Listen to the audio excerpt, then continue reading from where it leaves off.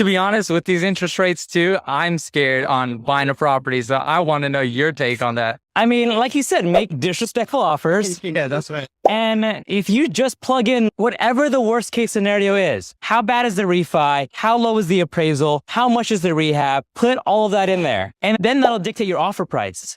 And so then if you're just saying, oh, I can't buy that duplex for 150 anymore, I got to do it for 120, then that's it. You're just 120? No. 120? No. 120? No. And you say 120s, you might get 125. And then you're playing. And then if you have $5,000 left in a deal when it's all said and done, would you do the deal? Okay, if you ever don't want to buy a property, take this guy's advice. Literally, lowballing every single offer out there is the easiest way to make sure that you never get an offer accepted.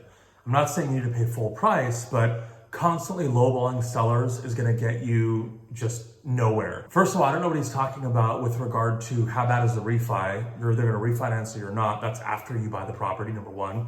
He asked, how bad is the appraisal? Most purchase contracts have an appraisal contingency built into them. So if the property doesn't appraise for what you offered, you could cancel basically without penalty during your appraisal contingency. But the notion of just continuing to make lowball offer after lowball offer after lowball offer, trying to figure out how to get a deal done, is the easiest way to make sure that you're never going to buy a property. And what's going to happen over time is that house prices are just going to outpace your lowball offer strategy, and you're just going to be in the same place. I'm not saying you need to pay full price all the time, or I'm not saying that you need to overpay. But again, the idea that if you just lowball 100 people, one person will be dumb enough or desperate enough to take your offer isn't the best strategy to get a deal done. And for more accurate real estate advice from a licensed real estate broker, subscribe.